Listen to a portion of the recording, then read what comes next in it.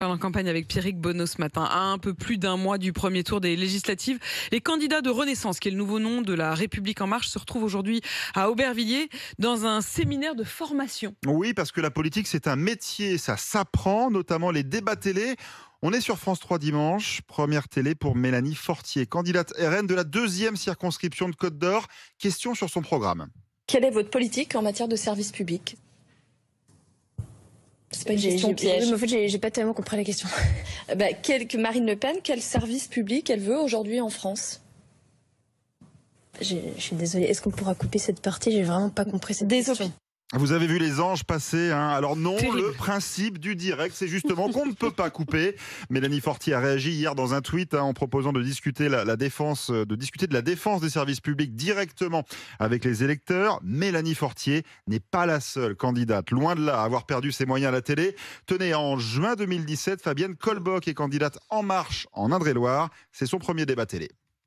Je pense qu'effectivement, le problème de Michelin, c'est une situation qu'il faut faire attention pour ne pas les généraliser sur le territoire. Notamment, il y a d'autres industries, comme l'entreprise Klein ou n'importe, que j'ai rencontré. Et le programme que je soutiens, que je n'annonce pas, le programme d'Emmanuel Macron. Vous n'avez rien compris, c'est normal, moi non plus. Et pourtant, je me suis passé l'extrait plusieurs fois. Alors, les mots existent tous, mais individuellement, collectivement, c'est un peu plus compliqué. Ça n'a pas empêché d'être élue, Fabienne Colboc, largement même. En 2017, Anissa Kedler, elle aussi, a été élue avec l'étiquette En Marche dans le Rhône. Et pourtant... Peut-on raisonnablement imaginer le blocage de la France ? L'eau ferrugineuse, comme son nom l'indique, contient du fer.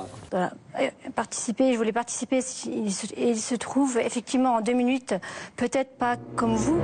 L'alcool, non, mais l'eau ferrugineuse, oui. Et je veux participer à ce renouvellement.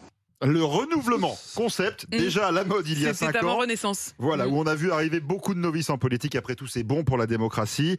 Que les candidats se rassurent, même d'anciens prétendants à l'élection présidentielle se prennent les pieds dans le tapis. En octobre 2013, la socialiste Ségolène Royal avait visiblement oublié qu'elle était en direct.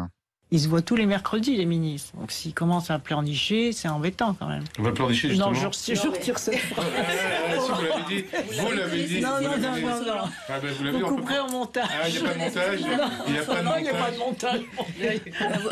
Non, il n'y en a pas. Vous connaissez suffisamment. Si. Non, Madame C'est Royal. direct. Encore une fois, on ne peut pas couper une interview en direct. C'est l'habileté suprême, parce que Ouais. elle le savait. Ouais, en fait là, elle disons, elle joue quoi. Voilà. Elle joue alors que les autres ont l'air de plus subir. Rappelez-vous quand même la formation dans les années 70. Je ne sais pas si vous vous rappelez, le Parti communiste, il y avait une école qui les formait. Et là, ils avaient tous les mêmes intonations. Tous les candidats communistes avaient les mêmes intonations Je pour me la souviens assez prononciation, mal des années pour le 70. vocabulaire. Mais Non, cela mais je vous dit, je vous regarde, suis. Apolline, parce que mais effectivement, c'est un temps que vous ne pouvez pas connaître. À tout de suite.